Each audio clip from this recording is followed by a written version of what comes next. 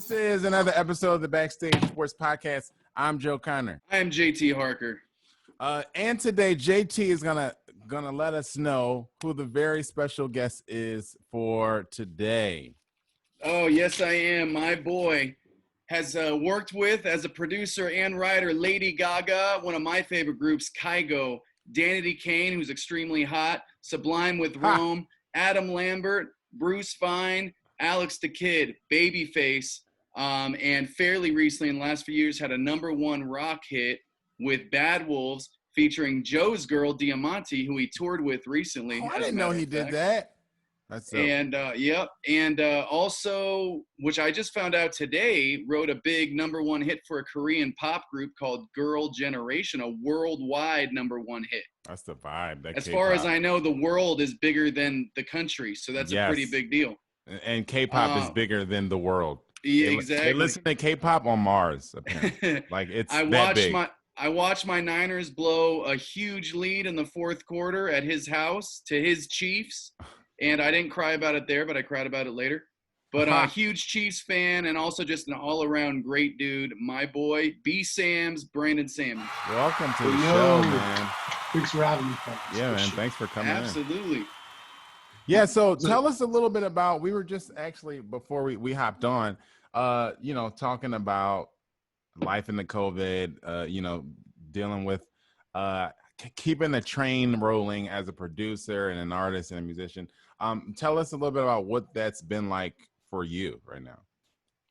Man, for me, it's been, in the beginning, it's kind of like, okay, well, how are we going to figure this out? Talking with my team, like, do we do all in session stop, like, where are we at? Yeah. But for me, it's kind of been a blessing in disguise. It's just like literally for myself and like my workflow to put a pause on things for a second in the beginning and just like do some more administration work on my end, like, because there's so many songs and it's like just putting the catalog together, seeing what stuff is like, for different artists, or just kind of compartmentalizing each project and different things and, the variety of work that I do touch when it comes to music. Mm-hmm. So it's been a blessing in that sense to like be able to focus, kind of pause a little bit, and then also just decide on which artist projects I really wanted to work on. And, was I inspired at the time? Finding creativity in the beginning was a little difficult, just because of everything going on. So it was like, okay, I just kind of have to keep pushing myself as just a creative and like somebody who just enjoys the craft of like just like even diving more into my own craft. Yeah. Watch tutorials, learning tricks in my trade that I didn't realize when it comes to recording or when it comes to any of the different DAW systems and things like that. Mm-hmm. But it's been a blessing, man. I've found that doing remote sessions, some people are into it, some people aren't, but for me, it works great. It really allows me, I feel like the sessions are more like focused, driven, we're not calling Postmates, sitting around for an hour and a half, chatting. Yeah. It's like, let's get the song written, track the vocals, send them over, let's put it in. Let's get the song off and keep it moving. I feel like it was the either the extreme or the opposite end where like people were either like super active and super like productive, or they were like super like no inspiration, like just kind of like I'm just gonna kick it and figure out what the hell is going on and put on these COVID pounds. Like, where did you fall in that spectrum in the beginning of all of this?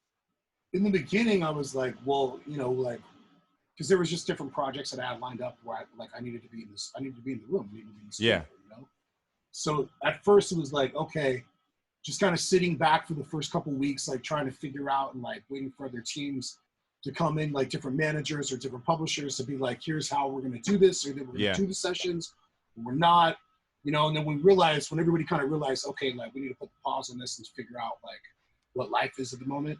Mm-hmm. There were more people in the beginning that were inclined to do, try to figure out like how remote sessions would work. Mm-hmm. And I think through this process, I think it's really kind of told, and for myself and other writers and producers that I work with collectively, across the board, it's like, it's up to us to adapt. And I feel like we can adapt through these, through whatever we're going through to do music and be creative and have the music business still keep going in a way. Yeah. Because I just feel like, dude, in a year from now, we're just going to hear so much amazing music that's come out from people like Oh yeah, honing in just on their craft, being able to feeling sit inspired. down. Yeah, yeah, Yeah, and pause for a minute. And you know what I mean? Because yeah, even though like we're on the grind still, it's like there's a sense of a little bit more balance. Because oh being in my yeah, home, I work from my home in general, but you know, ever since I moved the studio to my house, I found like a little bit more of a balance of like having a home life and like really focusing. But now it's like, you yeah, wake up, I grab coffee, I come in, feel inspired, and just yeah, you know, kind of go to town. So like, I think digging through what we're going through, you can find the happy medium and feel the gratitude and yeah, like, okay, this is the time to pause. Let's reset, focus, and be inspired still. yeah, yeah, yeah. Hey, Yeah, go ahead, Jason. Brandon, I wanted to ask you because I mean I've known you now, and I was gonna throw in there in the intro. I met you through our good friend Scotty Springer. Wow, Shout out, Scotty, Scotty the Springer. legendary Scotty Springer. Shout Yeah, out, Scotty. Joe knows Scotty well, And I and love Scotty. but at this point, I've known you since before my 9-year-old was born. So I've known you about 10, 11, 12 years. I've been here 13 years since me and Phil moved out here to LA. It was 13 years July 1st. Wow. I think I met you within that 2007 realm at some point, you know, through Scotty, you know what I mean? So I didn't realize you hadn't been out here that long. Okay. So, and I met Scotty when I first moved out here within the first year, and he had just moved out here in the first like 6 months. Wow. So he's my oldest friend that I have in LA. Wow. Yeah, man. And when I met you, you were doing your artist project and stuff. And yeah. Before I was really starting to get into like the pop side of things and start doing sessions like that, you know, it was cool watching you from afar. When I met you, I was projects. Yeah. When I met you, I was working with Pooh Bear, and like I was in like the hip hop pop realm of stuff. Yeah. And that's what I wanted to ask you. Like, so when I met you, you were in a rock band, and you guys had been signed, and you guys were still doing your thing, Sunset Black, which then became Clockwork. Chasing Avalanche. That's right, Chasing Avalanche. I was thinking the band you worked with, Joe. But how did you get into music, and what, you know, the short version, of course, but like how you kind of got started in your journey up to what you're doing now? Because now you're, as far as I know, pretty much strictly on the producing, writing tip, and you're killing it. So how did this whole progression happen? I mean, for me, you know, I started in bands in high school. It was my high school band. We were called Sunset Black. Started at 14 in my mom's basement all the way through high school. But at 17, you know, the guys that I was in the band with were a year older. They all graduated, and they were like, yo, we want to get to fucking out of Kansas City, thinking about moving somewhere. Yeah. And I was like, oh, well, I'm in either way. So I ended up telling my folks that I'm going to drop out of high school, and I'm going to move to Minneapolis, Minnesota to get a record deal. Oh, wow. You know, and out of high school. Yeah. That was the plan. And work at the car wash Turtle Wax to save money. So we could all pack a U-Haul up and go live in Bloomington, Minnesota until we moved downtown Minneapolis. Yeah. Okay. It was a journey. So, you know, we ended up moving there, and in 2 years we did sign a record deal. We got signed to MCA Records, which is, you know, the music cemetery of America now. Nah. we were privileged enough to like make a real record in the studio with an engineer and, you know, on tape, and with, you know, it was an interesting time, and I'm glad I got that experience in the studio. But we put out the record, we toured around with bands, and then I remember being on tour and getting a call from our manager that was like, you know, hey, you're gonna go back to Minneapolis and flip pizzas because your tour support stops today, your tour stops today, you need to get back to Minneapolis, drop the van off. Geffen Records bought out MCA, so all new baby bands needed to, were dropped. Wow. So it just kind of ended, you know, and at the time I was like, of course, we were all crushed. You know, we went back to Minneapolis though, and tried to do it again, but I was so burnt out on the struggles of being a local band and local talent. Yeah. Because when you start getting radio play and you start selling out, you know, just huge clubs. Yeah. And you have that momentum going, and then you get signed, and then you go on tour and get the thing, and goes to radio, and then it's like, oh, you're going back home. You know, so for me, it was a transition of like, it was a weird place at the time in my life. But then I was like, dude, you know what? I need to be surrounded by music, period. So I want to get out of the city. So I used my contacts that I had met on the road. I actually went to tour managed bands, stage managed guitar checks, sold fucking merch, did whatever I could to keep myself moving throughout throughout the States, meeting interesting people, but most of all, like learning the other side of the music business, which was babysitting rock stars, manning crews, learning how to tour, learning how to do those things. And it taught me a lot about, kind of how I view artists today and how I work with artists. I feel like I can talk to artists and put myself in their position a lot of the times to get the most creative thing that we can in the first, the first hour of making music, because we're meeting strangers and we got to be intimate right away. Right. Just having those different kind of life experiences really kind of set me up for a lot of successes that I have today. Long story short, moved to LA, tried to do another band at the time. It was like, what am I doing? Like, LA is such a hard town to like be a local band in. Yeah. Because there's something going on every night. And then of course, every show is like, can we get on the guest list? So you don't know who your fans are, or if you're making fans. It was a weird process, but I just started meeting just friends of friends, and really found a love for writing songs and starting producing. And I was like, man, fuck it. Saved my money, was buying equipment, trying to figure it out through YouTube at the time, every tutorial I could to like learn how to do productions. And 2012, I got my first like studio space, and I've just been going nonstop since then. That's dope. I've been able to just be in the room with amazing people and learn from and contribute to the world of music still. And, finding the happy balance of like being in an artist project that, that went away, at a different point in my life to being where I am now, to like, doing it on my own, figuring it out, and, keeping the momentum going with music, because that's all we fucking love to do. So, it's like breathing air. Yeah. And then let's also kind of talk about, because for me, I know Joe grew up doing music and playing sports. I believe you did the same, right, Brandon? I know you played high school football. I would imagine, like all of us, we grew up playing sports and we loved music, but we also love sports. I loved music, but I didn't even literally didn't even think about really pursuing it till I was at least 18, and really 19 was when I decided. And then it's been obviously a journey. I'm almost 40 years old. In a couple of years, I'll be 40. So it's been a long journey. I mean, I just got my first record deal, a little over a year ago. Hello. 48. Yes, so it's a tough journey, but talk a little bit about your love of sports, and then kind of how that transitioned into being like, all right, I'm going to, obviously for you, it was in high school, but like, I'm going to also go for music, or this is going to be my focus. Well, dude, I mean, I kind of feel like, when it comes to sports and like how it impacted me in my life, like, of course, growing up in Kansas City, Missouri, where it's a very, it is a sports-driven town. Like, it's everywhere. So like growing up, it's like, we started like Pop Warner football and in through middle school and going into high school. And like all of those things that like taught me like, being on a team, how to interact with other kids, being competitive, having competition, those things, and those core values and things that I feel like, for me, it was football. That was my sport that really drove it into me. But even, even playing baseball or doing basketball at one point, I felt like, just having coaches and people who believe in you and try to make you better really set an example for me when I started getting into my own band and realizing, okay, well, we're a team. We all got to focus.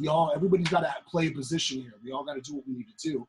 And then even today, man, I still kind of take that with consideration for artists I work with, or other producers I collaborate, right, or with other writers. Like, we have one goal. We got to meet it, and there's competition out there, so we got to go get it. Yeah. What position did you play when you played football? I played tackle. Oh, okay. Okay. Yeah. Gritty. That was me. Yeah, I'm a bigger dude, just eat people up. Loved it. Yeah. Now, when I got to high school and I played the freshman year, but then sophomore year, I lied to my parents that I was going out for tryouts, and I didn't go for the tryout because I had made the decision. I'm gonna do the band. Like, I love football, but like, this is where my head's at. This is what I need to do. I kind of went for it. Yeah, yeah. Brandon, did you go to high school with Phil and Mike Evans? I did. I went to elementary school from kindergarten all through high school with Phil.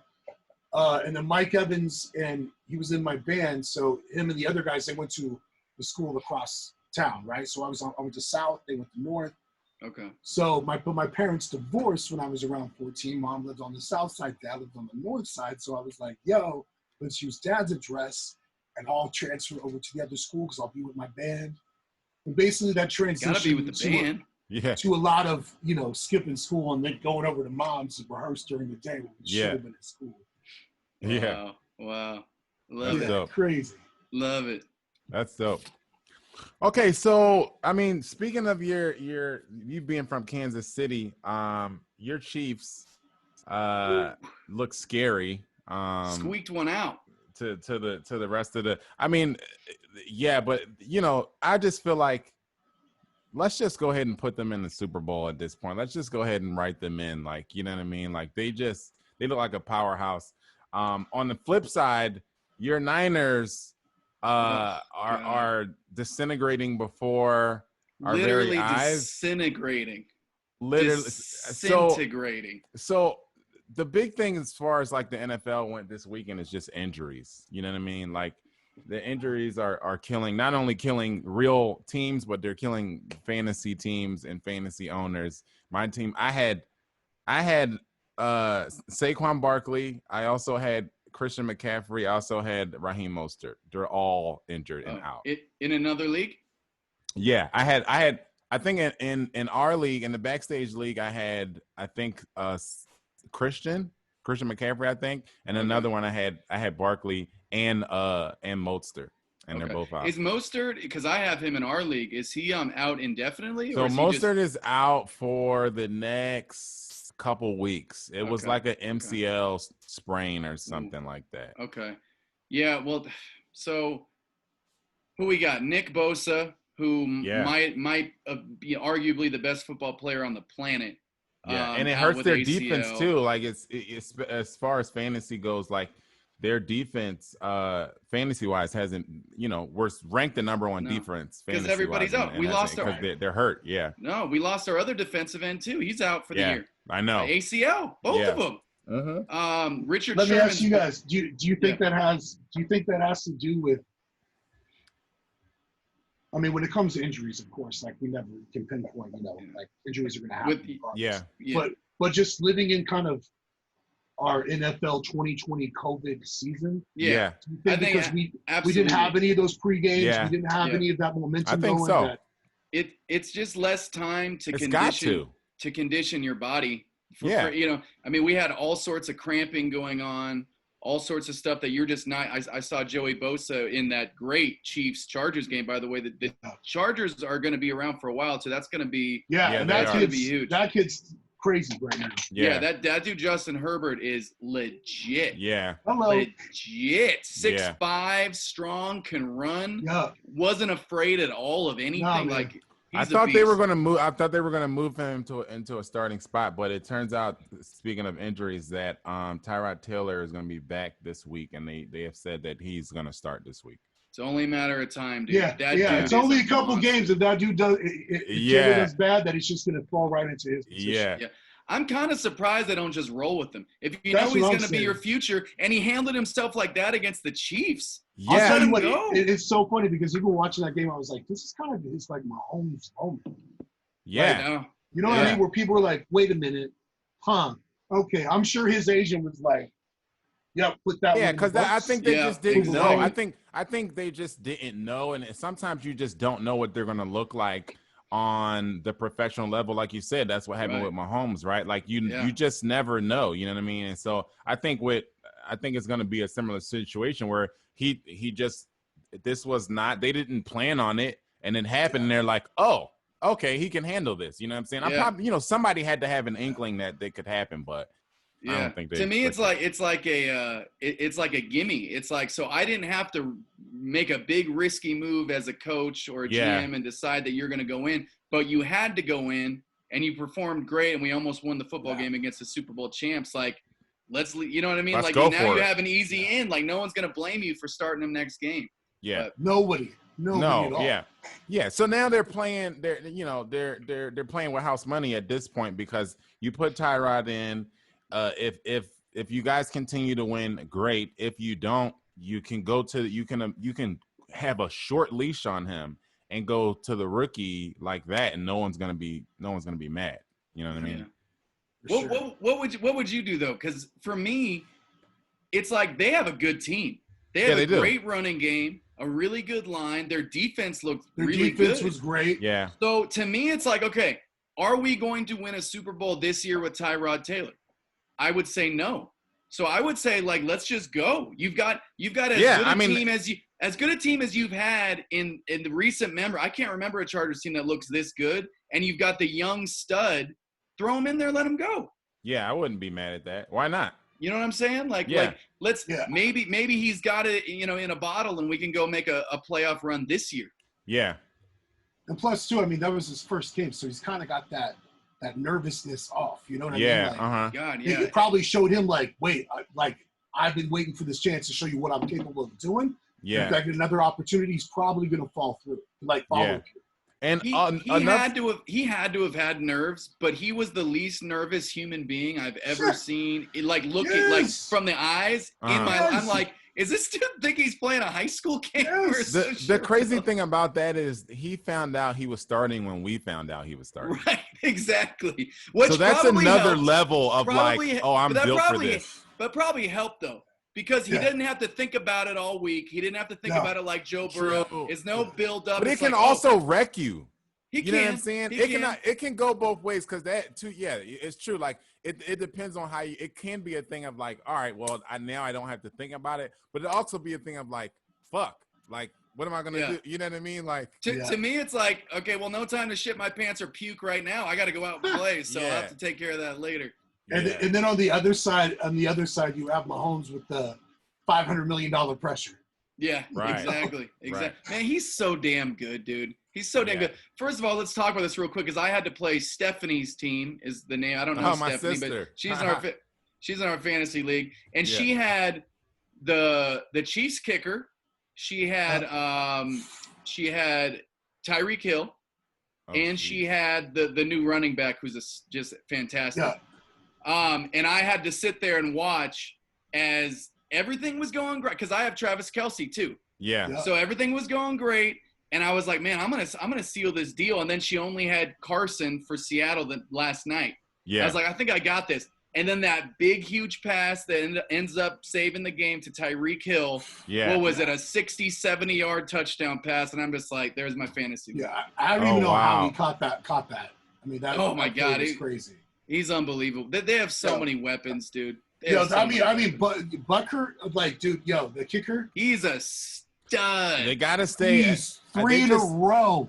All they need to do is stay healthy. In my opinion. Oh, I know. Please, they just need to stay, and that's what's, I think, like you said, how we got started on this path. That's gonna be the story, I think, of this year. I think there's for sure the pandemic and how they started the season is gonna have something to do with this. It's just gonna be like just similar to the NBA where you had players saying like this is gonna be the hardest championship won this in a while because of how weird everything is. The one thing that you hate to do when you're an athlete is be taken out of your routine, right? And so that's the other thing that they were talking about. Like, there's no preseason. You're if you're in the NBA, you're playing in a bubble. You're living in a hotel every day. And so I think very similar to how the players were looking at the bubble situation. I think this is going to be a unique year. Not only because the pandemic and there's but there's no fans and how the preseason went. Everything is going to be weird, and I think you see it with the injuries, like because this is like injuries are a part of the game, but this is a little bit more than usual to me. It seems like what I mean. Yeah, I kind of feel like this one of the challenges I think that we're going to have this year for fans, media, team is like having the credibility and the legitimacy when teams do perform well. Yeah. You know what I mean? And when they perform bad, is this year a leap year for all sports? Yeah. So if a team, does rise up, whatever that team is, and the teams get to the Super Bowl and they fought through the best that they could this year, is there going to be the same kind of credibility, or is this always going to be a leap year, so to speak, for for all sports. We It's strange stuff. we talked about that a couple of weeks ago. We talked about, asterisks and versus, not. And I think my position's been the same. I don't know if JT is still feels this way, but I wasn't gonna go asterisks. So I looked at it in a couple of different ways, right? Like I looked at it in a way of like some things are happening that made me go, okay, like that's only unique to this year. So I could see if somebody, like for example, with the Lakers, Avery Bradley not coming into the season because he opted out because of his child who has like special needs or something like that.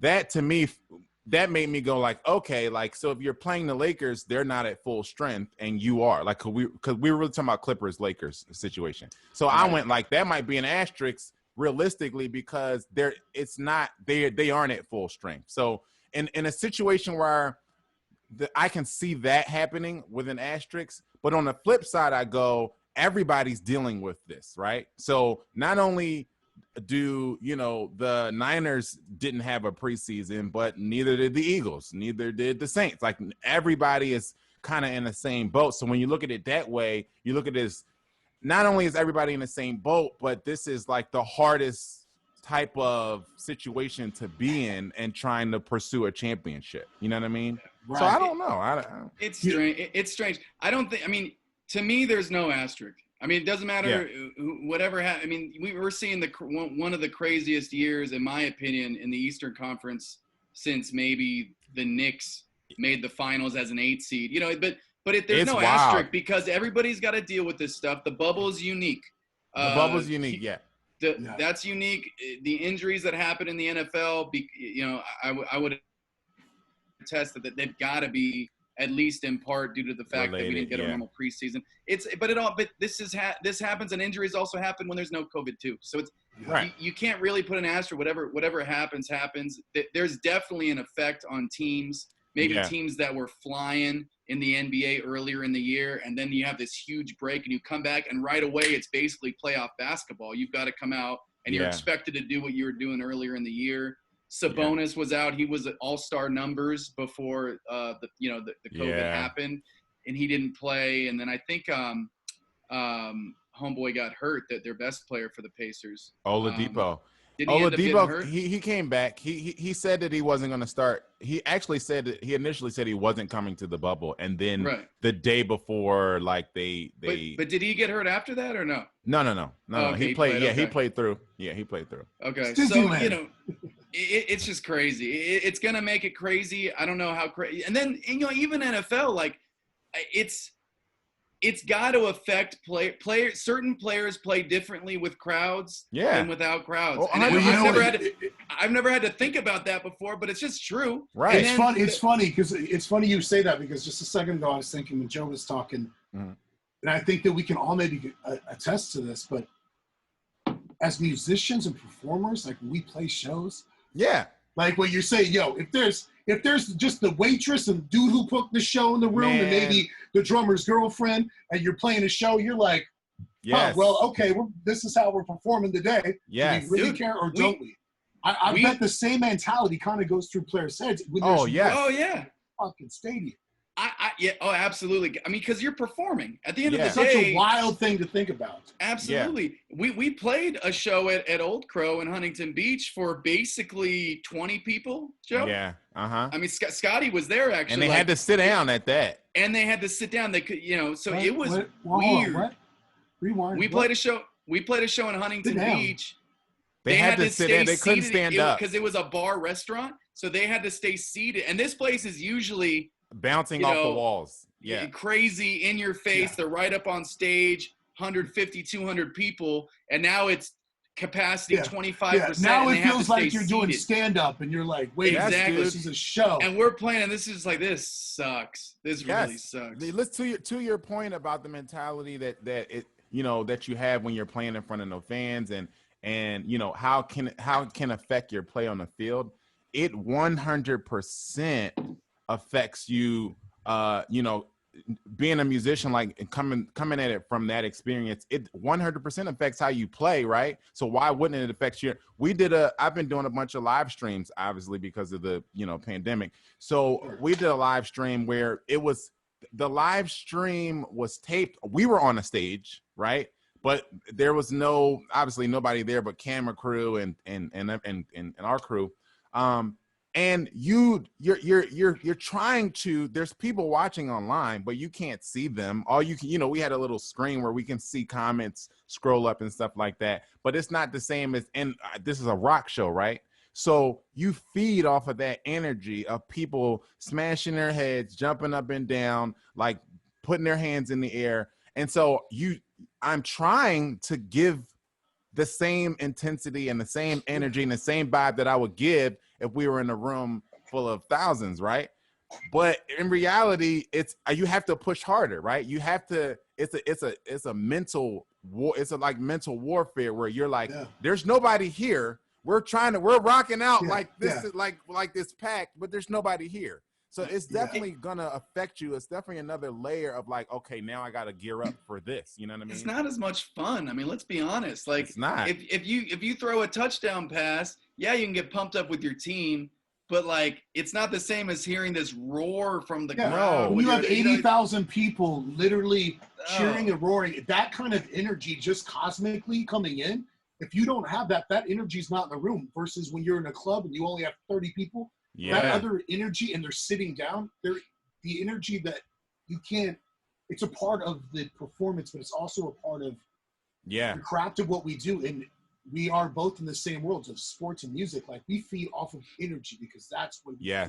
Yeah. Exactly. Yeah. So we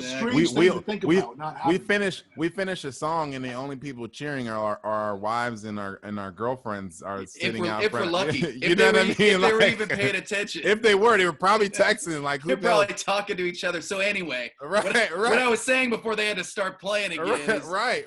It's definitely weird. And on the flip side of that, what did they always say that role players play better at home, right? And so on the flip side of that, you have some role players like earlier on in the playoffs, the guy from the Pacers, I can't remember his name, TJ Warren. TJ Warren is going off, right? Because they asked one of the players, well, what does it feel like being out here on this big stage? Because you're in the playoffs, because this was like a week ago or something like that. So you're in the playoffs, you're playing to get into the Western Conference Finals or the Eastern Conference Finals. What does this feel like? And he said practice. So now you have the flip effect of like regular role players who might shrink on the stage of playoff basketball in prime time. They feel like they're just in practice, so they're just like going for it. So are players gonna, when I asked if fans or media or just any kind of sports team in general would have that credibility or legitimacy of like for their season? Mm-hmm. But hearing when you say that, it's like, you're right. Maybe even players aren't going to like legitimize their seasons. Yeah. You never know. Because like I said, there's different effects of it. Like some guys look at it like this is the hardest thing I've ever done, and some guys look at it like this is just like me going to practice every day. You know what I mean? So strange. So it's wild. It's a wild. It's a broad spectrum. What does Super Bowl 2020 look like? Man, I don't know, man. It's gonna be. Are they gonna roll out some virtual reality, just like program ready, for Super Bowl VR? Yeah, right. Maybe they literally play with a screen circling the field, and they're just like switching cameras to like fans at home, like they did, like they're doing in the bubble or something. Have you guys ever seen any of the VR like live stream concerts or anything? Have you ever done one of those? No, I haven't. I haven't like experienced one with like the goggles on or anything like that. But well, I will say it's even though I feel like we're still in beta. Yeah. It has all the promise and potential to like get there in a real way. Even right now, it's like you can watch some of the. I did like a couple Laker games. Yeah, you can do the VR on the sidelines. How was that? Yo, it was doper than watching it on my TV at the time. Even though I was still watching on my TV, Really? It was a moment to be like, this is cool. You know what I mean? Yeah. Really? So it's getting there. And with concerts, it's like you can be in the crowd, or Yeah. you can be on the middle of the stage with the performer, or you can stand behind the drummer, or you could do, you know what I mean? It just gives you That's dope. That's pretty some dope. other opportunities. And with VR too, what they're doing is, shout out to this dude Eden. But yeah, if you do like virtual reality, YouTube has their own VR, basically YouTube VR now through VR. Mm-hmm. But there's this dude Eden, and he has a song out. I'm not sure exactly what the name of the song is right now, but there was a company that reached out to him to do a virtual reality music video for him, right? Uh-huh. And the video is so crazy that where like now I'm really kind of seeing where visually the visuals and the music are just like coming to a head full steam through VR. It's such a crazier way to experience music where you're like, interesting. Whoa. Because now you're immersed into whatever world that artist wants to give you. Yeah. Some other shit. So hopefully we can get there like with sports, with other they have to. And I'm sure the pandemic is expediting all of those projects. They're like, let's get this out yesterday because people can't go to games. I definitely pay a couple extra dollars to just be like, okay, let me go to the Eagles game sideline and throw on my VR. I want to go to Tuesday's practice. Right. Cool. Right. You know what I mean? Get the scoop on how I'm gonna, place my team for, for fantasy that weekend. Yeah. Right. Yeah. I'm down. That's That'll be dope. So yeah, we'll see how that plays out. Finishing up with these injuries. So yeah, we were talking about Nick Bosa. Jimmy Garoppolo has an ankle thing that's going on. We don't know if is he gonna. I think he's gonna play. Okay. But I mean, it's just looking bad at this point. Raheem Mostert is not gonna play. We said he's not gonna play for a while. I think Kittle's still out. Yeah, Kittle's still out. Obviously, Saquon Barkley is out for the rest of the year. Is Richard Sherman still out? Yes, I think he is still out. I think so. That's why, that's hurting me. We talk about fantasy wise, like that's hurt me because I've started the Niners defense the past couple of weeks, and they're not playing like the number one defense in fantasy. Drew Lock is out, or in real life. How long is Lock out? I don't know how long he's gonna be out. It looks like it's kind of up in the air. They're promising young receiver Cortland Sutton, who I had in fantasy, is out as well. Yeah, Cortland Sutton is out. That was another big one. Paris Campbell is out from the Colts. That's another fantasy relevant one. Christian McCaffrey obviously is going to be a couple weeks. We were holding our breath with that, thinking that it could be longer, but that's just going to be a couple weeks. Breshad Perriman is out for the Jets. And we talked about Tyrod Taylor in that situation, but he's coming back. So Le'Veon Bell. Yeah. Oh, Le'Veon Bell's out too? I think he's out with a hamstring. Man, it's more injuries than we can keep up with. So at this point, it's just like they have to. The teams are going to scramble to figure out what's going to happen. So you kind of, especially even fantasy wise, got to kind of watch and wait to see what they're going to do. I did hear that they were bringing in Devontae Freeman for some workouts to possibly take over that backfield. But then again, like you never know because I also heard that Deion Lewis was going to take over that backfield for the Giants. So you never know. You just got to be vigilant. At this point, nobody knows what's going to happen as far as a lot of those injuries. Like everything seems like it's still very fluid. And there's so many injuries that's like you're not going to, shore them all up on the waiver wire or anything like that. So you just got to pay attention to what's happening. While we're on this NFL tip, I'd like to make a few, not major, but some little predictions now that we've gotten through a couple weeks of the season. Yeah. I think the Saints, as much as I love Drew Brees, I think we're seeing him declining quickly enough that I don't think they're going to be a threat from here on out. He hasn't looked like the regular Drew Brees, but the team itself still has enough talent for Drew me. Brees now, though? 42. What's that?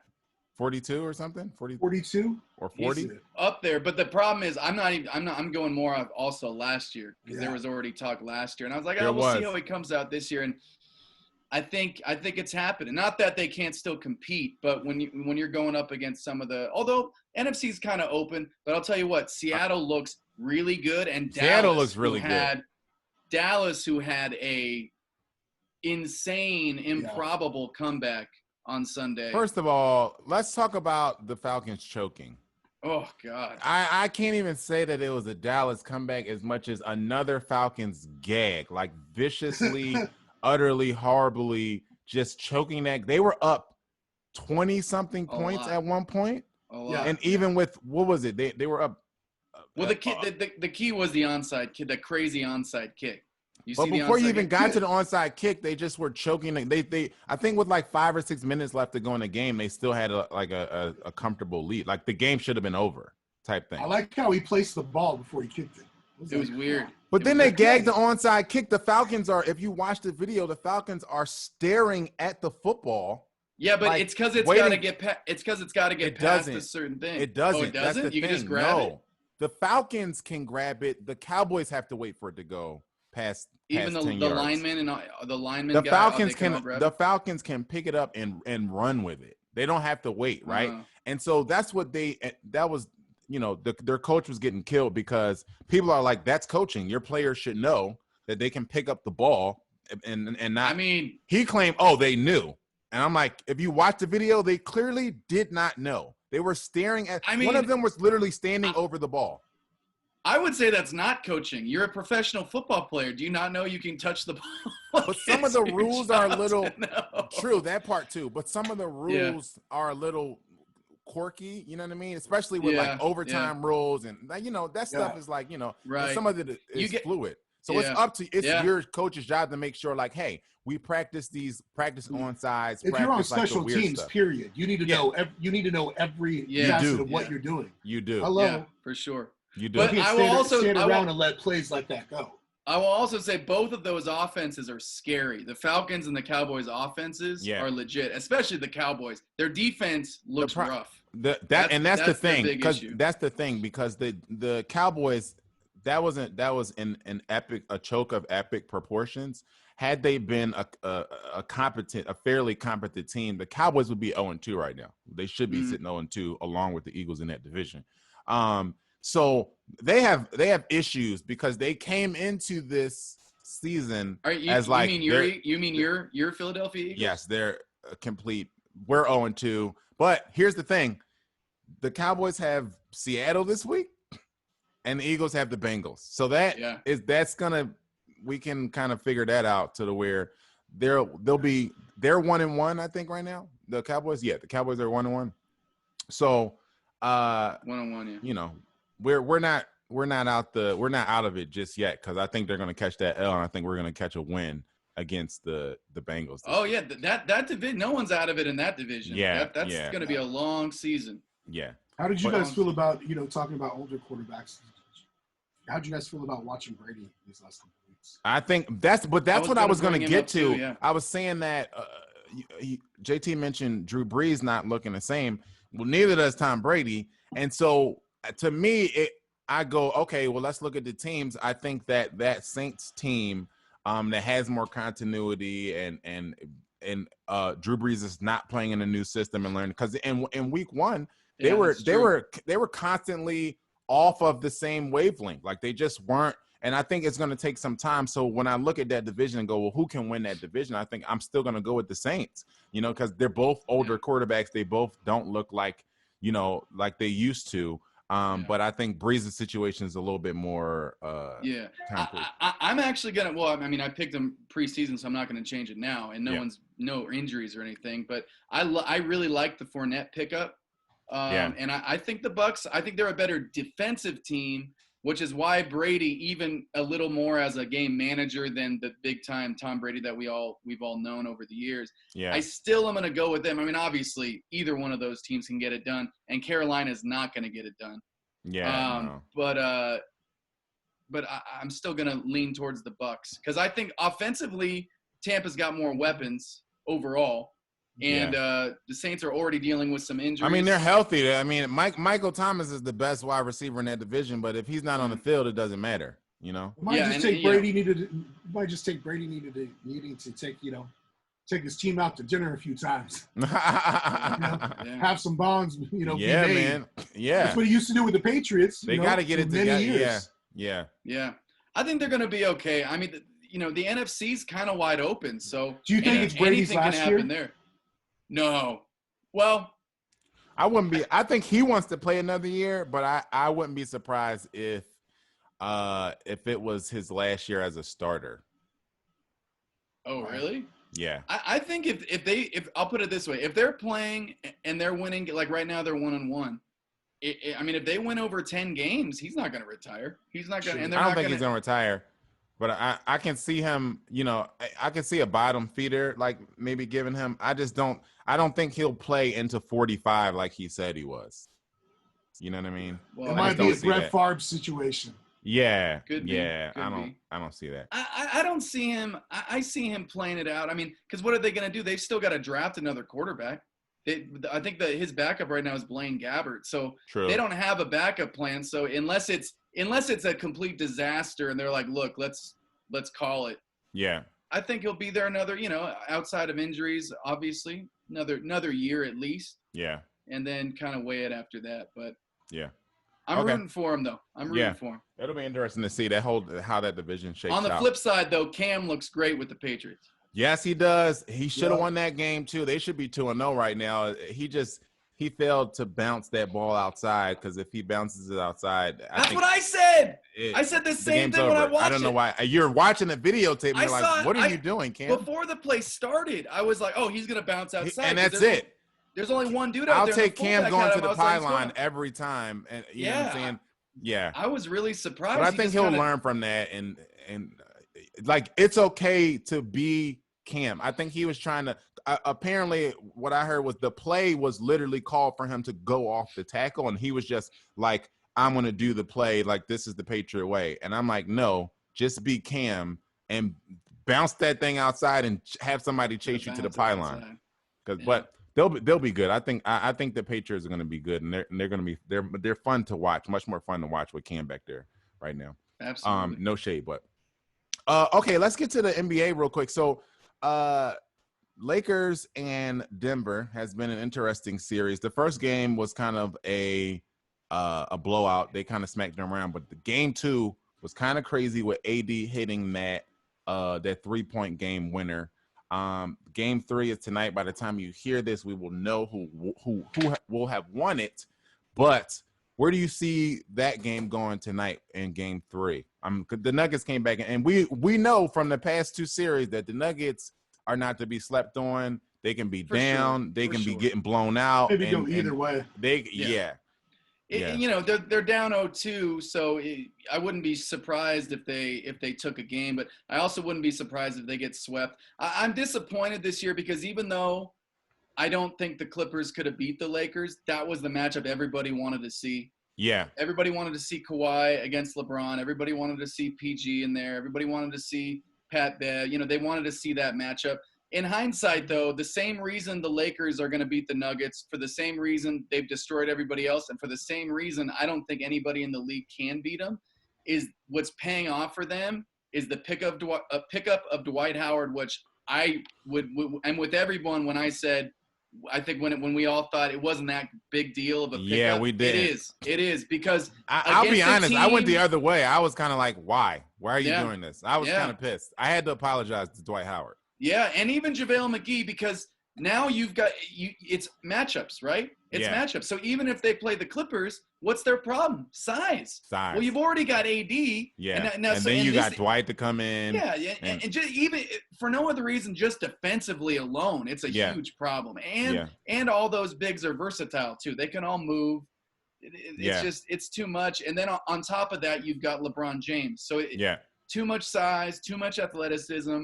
I love Joker. And I think the Nuggets are my pick moving forward as like the future of the West. I don't know if next year is going to be their year, but I see them in the future with all that talent they've got. But it's too much, man. You can't ask Joker to go against those 3 bigs all night. Get it done. So we talked about this thing of exciting versus disappointing with this NBA playoffs, right? Because there's a lot of upsets that happen, right? A lot of people had the Milwaukee Bucks coming out the East. They didn't even come out the second round, right? Mm-hmm. So we had that happen. We had the Rockets get bounced. We had the Clippers get bounced. So JT had a point of like, well, it's disappointing because we're not getting to see the matchups that we wanted. I come at it as it being more exciting to me because I'm seeing things that I didn't think I would see. So the upsets are exciting to see, right? You know, seeing these different things happen to me is exciting to see. Like seeing the Miami Heat come out of nowhere and go practically undefeated for the whole first 2 rounds of the playoffs was crazy to me. Like I'm like, this is beautiful to watch. Like I don't think we've seen so much like parity in the NBA in a while. Like not in our generation. Like it's always been like, you know, the favorite wins, right? And I made the point to JT the other day, because this is the NBA, because JT said, well, the best team didn't win. And I said, no. This is not the NFL. This is the NBA. Well, when you play a team 7 times, the best team always wins. I said the teams that were supposed to win didn't win. Yeah. Which I'm fine with. I just very disappointed to not get that Clippers-Lakers matchup just because that's the entertainment. That's the entertainment we wanted. I picked the Clippers preseason to come out, and I typically stick with my picks unless there's a monumental injury because I don't like to go back on my picks. But as the year went on, like, and especially now, like they wouldn't have been able to match up size-wise with the Lakers. It's about the matchup, because my thing even in that series was what is going to be the answer for AD. I felt similar about this Denver series. Like somebody is going to have to match up with AD. But this series is intriguing to me because seeing Joker versus AD, like Joker is also maybe the best big purebred center in the league, right? So getting to see him, you know, the last game was close because he hit that 3-pointer from like 30 feet. This guy's 7 feet tall. He's like, legit. And so you gotta he's 7 feet tall and he's slow and he doesn't have any muscles. And he looks like, you know, he lives in Alaska, but he can shoot threes. His footwork is amazing. Like he's an amazing offensive talent. So it's like, it's fun to watch him, especially with, his passing ability and everything like that. Yeah. Him versus AD and seeing their games and how their games compare and contrast. Like, I think I'll tell you what, and one reason they were able to beat the Jazz, and because they kind of came out of nowhere, even though a lot of their problem was Michael Porter Jr. I don't even think was playing earlier in the year, and then he came on, and then COVID. He's incredible. So that team with Bull, who got a little burn in game 1 near the end of the game when they're getting blown out, dude, that dude just look. Do you see that? Yes. He was like running the point. He was running the point. 7'2", dude. He's 7'2". He can shoot. He can pass. He can handle. He's going to be a problem. So now that they've got these other huge problem. Oh man. And Michael Porter Jr., and if they can add some other athletic size, they're going to be a problem because now they've got a lot of weapons. They're young. They're hungry. They've got 2 superstars. Jamal Murray, I don't care what anybody says, is now a superstar. Yeah. Oh, he is. They're going to be tough going. They probably see that where they will be adding to, they have to. Oh, yeah. Oh, and it looks 100%. Like a fun team. If you're a free agent, why wouldn't you want to go to that team? It looks like a fun team to play on. You know what I'm saying? They're well balanced. They're well coached. They're young. They're exciting. It's fun. We're not talking about the Spurs here. Like, it's fun basketball to see Joker shooting threes and Jamal Murray, killing people with a crossover and dunking on them. Like, they're a fun team to watch. It'd be really fun to see Giannis go play for the Nuggets, or better yet, my Warriors. That's what would be. Giannis is not going to the Warriors. We can dead this right now. It's not happening. It's just. Where's he going? Where's he gonna go? I think Giannis is gonna stay in Milwaukee because he gives me that type of lame. Like, I'm gonna be here and just sign again and just go down with the ship. Another winter there though. It might change. Yeah, maybe. So the Celtics got a win. In that series. So that series is now 2-1. I'm sticking with the Heat to win that series because I like the way, even when they closed out game 2, both the games have been close. The 2 wins that the Heat got have been close. And my thing was that I like how the Heat execute down the stretch. And I think they just are a little bit I think they're just a little bit more experienced, and I think they just operate better down the stretch. And I see the Celtics kind of, they slip up a little bit. It looks like they blew 2 or 3 leads in the last game. Yeah. It's tough because the Celtics are clearly more talented. Although they are more talented. Yeah. The Heat, I'll tell you what, my most improved player, Duncan Robinson, is even better than I thought he was, because when I picked him as most improved player, I had never even watched him before. He's a stud. Tyler Hero is way better than I thought. Tyler Hero has no conscience, bro. That dude is scoring and shooting like he is Kobe Bryant. Like these are my shots. This is what I do. This is what I do. He has the greenest light in the bubble. Dude, it's crazy. It's crazy. And the problem is Jimmy Butler wasn't Jimmy Butler last game, so he's going to bounce back. And it's going to be a fun series to watch. I'm still sticking with the Celtics. Listen, the Celtics are more talented. They are. They've got the experience, even though they're young. Some of that young core has already been in the Eastern Conference Finals. Yeah. So I'm hoping, especially with last game, they were able to learn with a win instead of learn with a loss. Yeah. Blowing those leads and getting it done at the end of the game. And now Gordon Hayward, who I hadn't seen play for a long time. His shot isn't there. His conditioning isn't there. It's going to take a minute. Did not know what a good passer this dude was. Yeah. He had 2 or 3 passes last game that I was like, when you see a pass, like LeBron has them all the time, where you go, oh, he's the only dude on the court that could have made that pass. There's no one else that could make that pass on the court. He had 3 of those. Oh, okay. And I was just like, this dude's got vision. I mean, so I think the addition of him and his athleticism, just being able to, whether it's coming off the bench or starting, either way, I think is huge. And that was his first game back. It is big for them. Easing him back in is going to be a big advantage, I think, for them. Because if you think about it, like, I think people forget how good he was. Like, he was an all-star starter on another team. He was supposed to be the franchise. He was supposed to be the guy on this team. Yeah. So they have they on paper they have more talent, and they should be winning this series. But the Heat don't know that they're not supposed to be here, and that's exactly. The thing. But the thing is that first of all, LeBron is having the easiest path to the finals that I think he's ever had. But the Celtics are the only team that I don't think they'd get it done against the Lakers, but at least they have the talent to compete. I think the Heat have some dogs, but I don't think the series would be as good top to bottom with the Heat in the finals as opposed to the Celtics in the finals. I think it would. So I think that the Celtics would maybe be a tougher matchup. I think that matchup wise, I think the Celtics would be a tougher matchup. I also think that it would be much cooler to see a Celtics-Lakers finals, especially in the year that Kobe died. I could see that being like, that would be just all the storylines and the nostalgia behind it would be super epic. The other thing, I think that this is actually one of the toughest paths that Bron had to the finals. Because when you think about it, think about the first round, they got the hottest team in the bubble in the first round, right? The 1-8 matchup is supposed to be a sleeper. You're supposed to literally barely watch that series, right? That's not what happened this year. Not only was it an intriguing series, but you had people picking them to lose. You had people, I played the video on here. Go back a couple weeks ago. You had people picking them to lose. Some people said they was going to get swept. Damian Lillard was the hottest player. He was the bubble MVP. They created an award for him. Is pure stupidity. This is pure stupidity, though. It wasn't all based.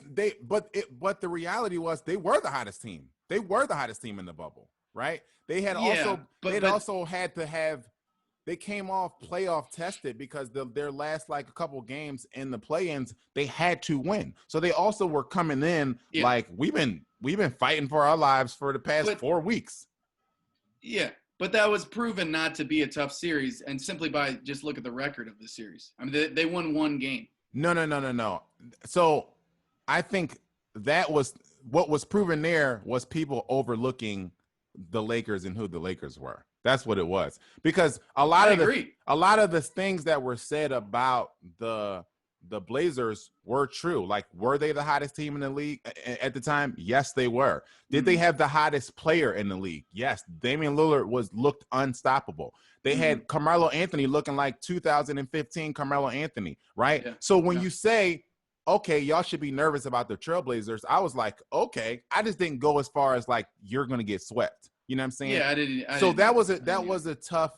The Lakers showed up. You know what I'm saying? The Lakers showing up and doing what they were supposed to do doesn't mean that the Blazers weren't as good as advertised. They were good. The Lakers, people were sleeping on the Lakers. People weren't really, you know what I'm saying? Like, yeah, but that's what I'm saying though. I just don't think it ended up being it wasn't nearly as competitive as a lot of people thought, and certainly as some people thought. Because people were sleeping. Was people were sleeping on Lakers. And and I said this before the playoffs, before the bubble, everything. I was never a believer in the Houston Rockets because I'm not a believer, at least on that team, with Russ Westbrook being one of your main guys and making a real run. I didn't like their size.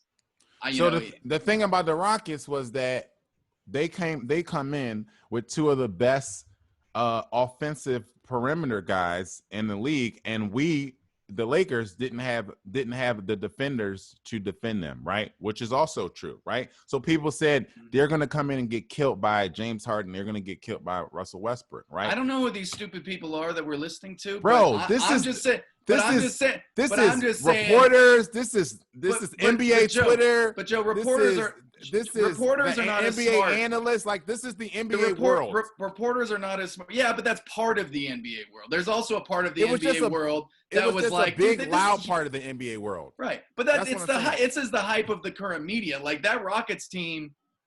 I watched him in the bubble too. I was like, this team isn't beating the Clippers or the Lakers. There's no way this that's because you were thinking logically, and this is my point. But my point is that people were again thinking, okay, because again, was it true that the Rockets did have two of the most dominant front court players, and one of our main weakness, especially with no Avery Bradley, was backcourt defenders. We didn't have them, right? Not only that, but Rockets came in as the number one defense in the bubble. Like the numbers said that they were the number one defense in the bubble, right? So they also those numbers, man. It's true, right? I'm just saying these numbers. So people were like looking at these things that were factually correct and saying the Lakers are gonna have a hard time with them. And again, it was the same thing that happened in the first round. They overlooked that Lakers and that Lakers team and what they could do if they waked up, and them overlooking having LeBron James on the team, thinking like, okay, he's gonna get bounced in the first round by the Trailblazers. And that's what I'm saying. The Lakers are pretty stacked, and they didn't even have to use their size. So now their size is rested. Outside of AD, everyone's rested. Dwight Howard didn't even play in the Rockets series. He didn't, which is why he came off the bench with like a firecracker up his ass in this series, in that Nuggets series. Yeah, so that's all I'm saying. I don't even care. I don't care I don't even listen much to what people, if I've seen a team play and I've kind of seen how they're going to look, like that's what I'm going off of. And I'm just saying it's not bad to have an easy path. LeBron's had, I don't think it's easy. I think them showing up didn't show it me. It was easy. It was that they're stepping up to the challenge. Like that was a tough. They're the better team, and then now they don't have to play the Clippers, who obviously the Clippers bad leadership with Kawhi. First of all, did not show up to play in Game 7. Should not have gone to Game 7 with the Nuggets. The Clippers, people overrated the Clippers all year. So for me, I have no love for people that are like, oh, well, they didn't have to play. The Clippers had gaping holes in their situation all year that everybody overlooked. They had playoff P, who never shows up in big moments. Somehow everybody thrusted him on this throne up. He's going to be unstoppable in the big moments. What are the Lakers going to do with playoff P? And he proved that was not a thing. Playoff P was not there. Not only that, but he had an okay playoffs. But dude, I looked at. Have you seen what he does in the final games of series? It's terrible, dude. He's had some good games in final game. Even when they win, though, even when his team wins, his averages are 15 points a game. And some of these game 5s and game 7s and just final games where they've been out. 5 points, 4 points, 7 points. Yes. I don't know what it is, but for the most part, he just doesn't show up. And people were talking about the Clippers as if those things didn't exist. They were talking about the Clippers as if they have some type of championship DNA, as if Patrick Beverly has 4 championships, and so does Montrezl Harrell, and so does Lou Williams. And it's like, wait a minute, I don't understand. But that where team do we is get still, this from? That team is still supposed to beat the Nuggets, especially when they get up 3-1. They are supposed on paper when they get up 3-1. Yeah, especially when you. But that takes into account the leadership and the choking that happened at that point. And then they were on paper, they were supposed to beat them. Right. But like I say, the best team, the better team won, because this Denver Nuggets team is they're not better on paper. They are the better team, though. They were also they played harder. They were coached better. Doc Rivers got out coached in that last series. That's my thing. They played harder. The Clippers didn't want it. I watched them in that game. I was like, do these guys want to be here right now? Man, And we've seen it before with other teams where you're just like, we saw with the Lakers when they lost to the Mavericks trying to get their second three-peat. It was like, some of these guys don't. Pau Gasol, and this is when, was it Shannon Brown, I guess, had hooked up with his girlfriend, Pau Gasol's girlfriend that series. Pau Gasol was not there the entire series. I watched that series going like, does Pau know that we're playing basketball right now? He didn't. It was, I mean, sometimes those things happen. The Clippers, Kawhi is an awful leader. I've seen video footage and that's of him, another thing that people didn't take into account. Who's going to corral this team? Nobody. The mute guy, the robot guy who doesn't talk? Nobody. Like, who's going to corral this team when shit is really hitting the fan? Nobody. And that's the other thing that was just swept under the rug. Like, you can't play fantasy basketball in real life and go, look at this team on paper. They're just gonna win the championship because you threw all these parts in, and then you threw a leader in who doesn't talk or is not really a great leader. You know what I mean? God, it's like, man, it's just sad because you're playing for your hometown team. I know he grew up a Laker fan, but yeah, you grew up I think he grew up in Compton, right? Like, he's an LA guy. He was supposed to take this non-bright lights, underground, right? Like, oh, we're the team from the streets, and we're supposed to do. That was their whole thing. That was their whole thing. What you didn't. You're not getting it done. And Kawhi, quite frankly, Kawhi didn't show up in that last game much either. He didn't. It was definitely a collective choke on their part. Speaking of the Rockets that we were just talking about, I think, was it Covington from the Rockets that you told me had said something about LeBron, that he had some beef? No. No, Colby Covington, who fought in the UFC event and beat Tyron Woodley. On Saturday. That guy. Well, so what did he say? He called, and LeBron responded to it the other day, I guess, but he called LeBron a spineless coward, and it caught me so off guard because but the whole thing is he just tries to make noise, but it was intense. He was like, Trump, I just talked to the president right now after my fight. Kobe is a big huge Trump guy. And he's like, LeBron James is a spineless coward, and then he just kept going on with this stuff. He was just branding. Like, what are we talking about? Like, wait a minute, how do we get on LeBron James? But Golden Girls too. I think it's just because LeBron it goes at Trump. But he was being a Trump disciple. He's like, I'm going for everybody. But this is the thing with Covington, like, and it's entertaining, but like this guy, and I don't know if you know his story, Joe. Do you follow UFC, Brandon? Yeah. So Colby Covington's this guy. He was on the brink of being let go from the UFC. Yeah. This was 3 years ago. They were going to let him go because no one knew who he was, and he had won a couple fights, and I think he had a bad loss where he suffered an injury, and they were going to drop him. Mm-hmm. Literally the next day, and they have video footage of this guy in interviews before this, and he was friends with Jorge Masvidal, the nicest dude. Even said in an interview, I'm not about like having to create hype. I like to create hype if I'm in there fighting. Like I don't like to talk bad about people. But literally says this stuff. Yeah. The next day after he's told he's getting dropped, he gets on every social media platform you can imagine, and he has this whole new persona. It's whatever it was at the time, which turns into Trump and the hat, the MAGA hat, and the whole thing, WWE, talking shit, the whole thing. And then he's winning fights because he's a good fighter, and before you know it, he's fighting for the title, and he hasn't let it go. This dude, it's just whole thing. And now him and Jorge Masvidal hate each other. They were best friends. What? They still fight in the same. They still train out of the same camp. Oh wow! But it's just a whole so thing. He's like, this is working. I'm gonna go. It's his Superman cape. Yeah, exactly. yeah. I mean, like, and entertainment can do crazy things psychologically for athletes, and can also, get sponsorships that you still want to remain relevant. Yeah. Put me in the media, give me that publicity. Let me do a couple Conor McGregor type quotes here and really shake things up within the industry I'm in. Exactly. Yeah. It's again, entertainment. You got to get eyes on you. Yeah. But I'll tell you what, this dude gets in the octagon and he just performs. He lost to Usman in the championship, which was one of the most again. Yeah, was one of the most exciting fights we've ever seen, though. Mm. And then right after the fight, he's talking to Usman, and Usman's interviewing him, and they're just going back. They're just going at each other. So that was a great moment. It was hilarious. So that fight's gonna happen again. But Usman was like, "I busted your face." I literally busted your face.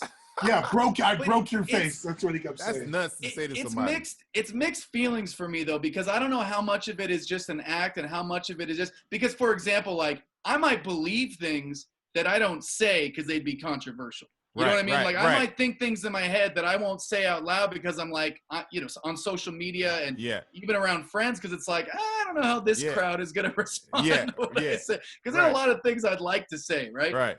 But with him, it's like, okay, I get what you're doing. You're basically doing what Trump did to become president, right? Yes. I mean, he's doing the exact same thing. But the problem is, and maybe he really believes these things, but like, it's just tough because it feels like it's also kind of generating hate in a time when we're trying to kind of get rid of hate. Yeah.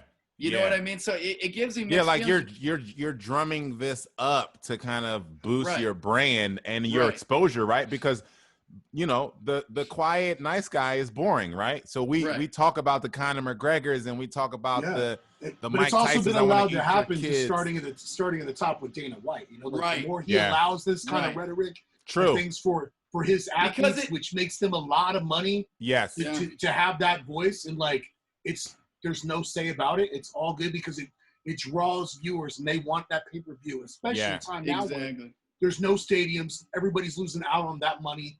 For their economic role. Somebody like that in an industry like that where it's based on physical contact, that animosity, that that energy is just going to keep spiraling. And I think we're going to see other athletes doing it. Yeah, probably so. It becomes characters. It's WWE. It's a character, I was just going to say it's real life. Character. It's real life WWE. Yeah. And the thing is, call the what's his name, Vince McMahon, or right, exactly. And now it's interesting because Dana White basically has full say over what goes and whoever he works with. You don't have to deal with owners and organizations and unions and all this stuff. He's the dictator over how that all goes. So he doesn't have to really answer to anybody. Outside of lawsuits, he doesn't have to answer to anybody. And athletes really don't have to answer to him, to my understanding, for their sponsorships. True. They don't have to? I don't believe so. For their sponsorships, I don't think so, yeah. Well, a big controversial thing that he did was when he did the Reebok deal, he was not allowing fighters to have their sponsorships now in the ring.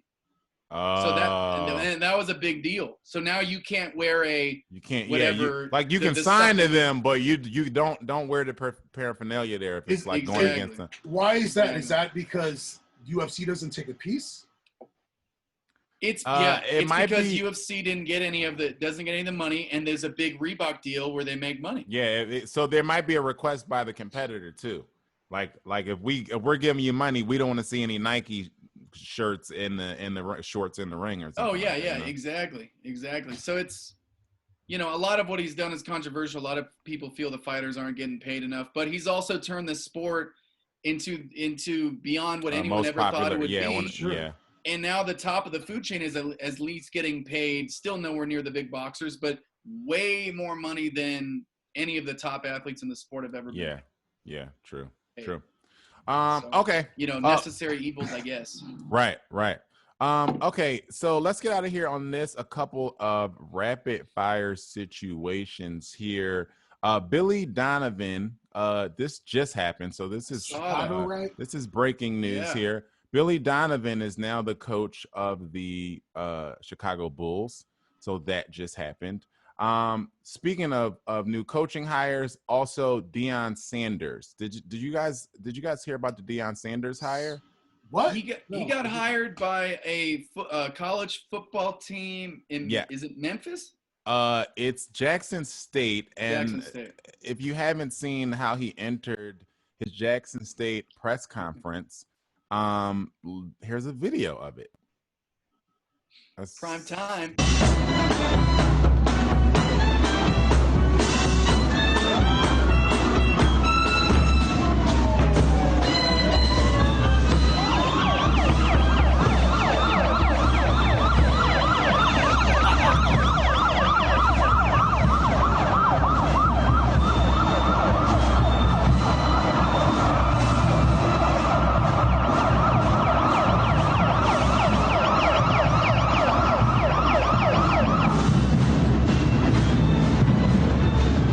If it's a coach or like the president.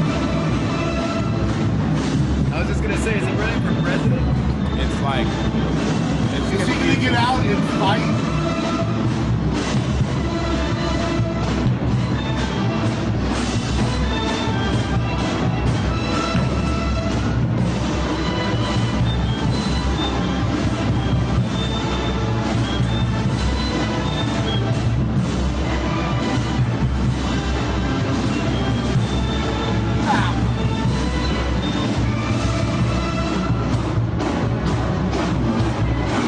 By far the biggest press conference entrance I've ever seen. Yeah, you know, I'm gonna completely support this, because this is literally the most exciting thing to ever happen at Jackson State for sure. Since Jackson State became a school. That's for sure. And it's honestly more exciting than Jackson State becoming a school. Yeah, because I think that's the last time and that we're gonna and the first time that we're gonna actually watch anything from Jackson State. I mean, just that press conference entrance. I think that's gonna be it. If you're Jackson, but if you're Jackson State, though, it's a good hire. I don't know how he's going to be as a coach, honestly. But my comment, 2020. That's it. That's it. But you know, he's going to be able to recruit, though. So if you're at a small school that is on not a competitive schedule, and you can get some of the best athletes away from Florida State and some of these other, Florida and some of these other schools, maybe he makes some noise. But if he can maybe stick to a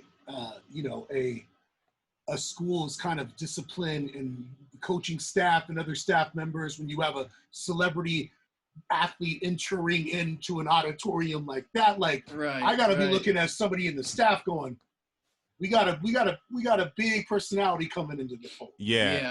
How is this going to translate with how we run things? How is it going to translate to our players?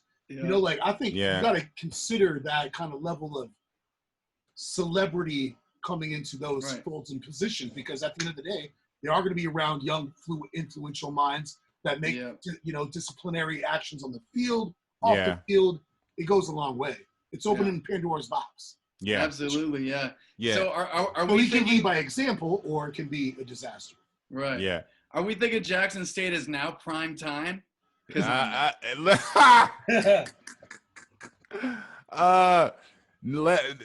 on the list is did you guys see why Bronny James Jr. was trending? Okay. Woo, yeah. So for all the right reasons. If you didn't know, this is a video for those who aren't watching of Bronny filming himself smoking weed. Now the confusing thing is, number one, why would you do this, right? But then I think the blunt says Nike. I can't see. But then I'm thinking he had to be also all types of drunk and high. Like he had to be, the cross-faded situation must have been like at another level for him.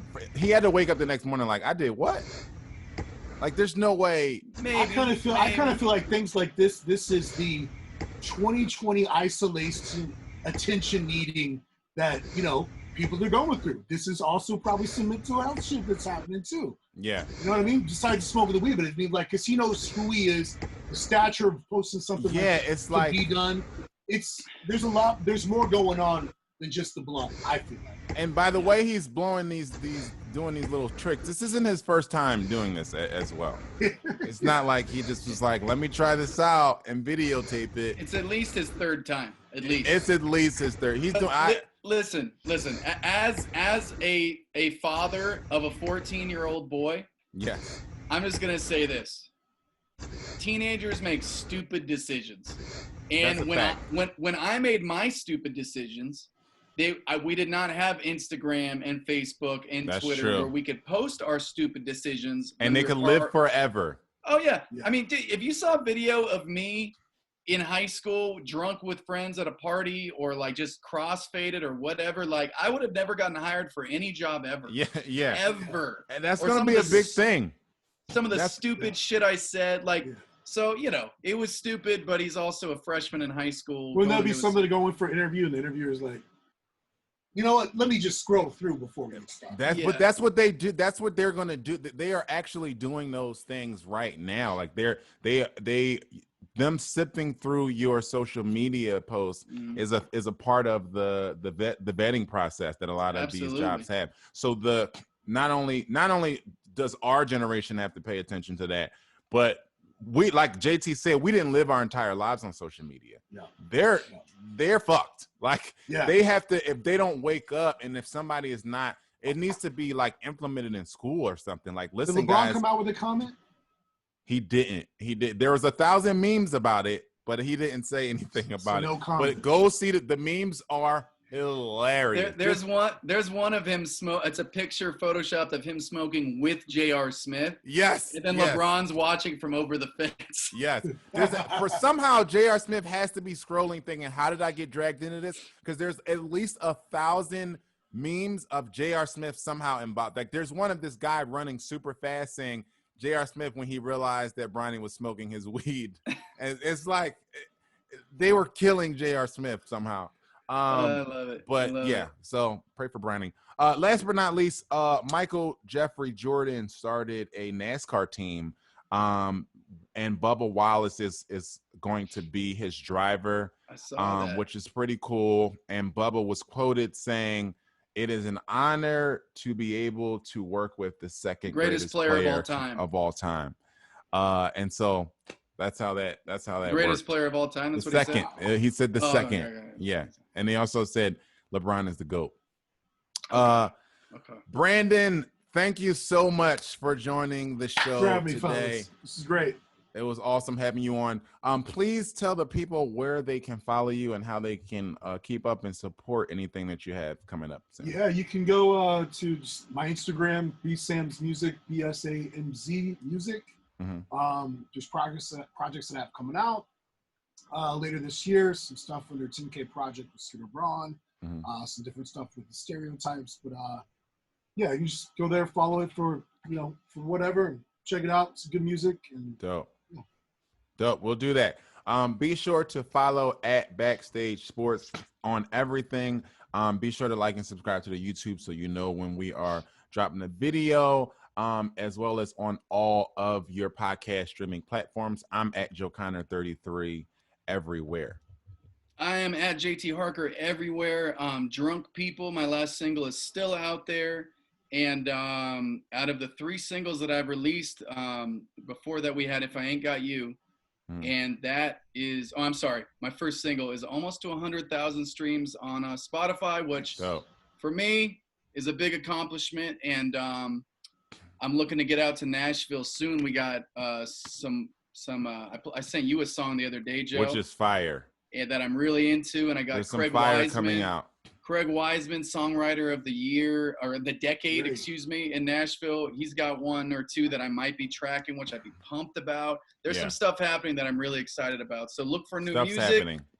And at JT Harker Sports, I'm doing the sports cards thing, new to the game, learning it, posting it, ripping packs, buying cards, all that good stuff. So look out for that. Look out for that. And this has been another episode of the Backstage Sports Podcast. Until next time, be safe and be great. Peace. Backstage Sports.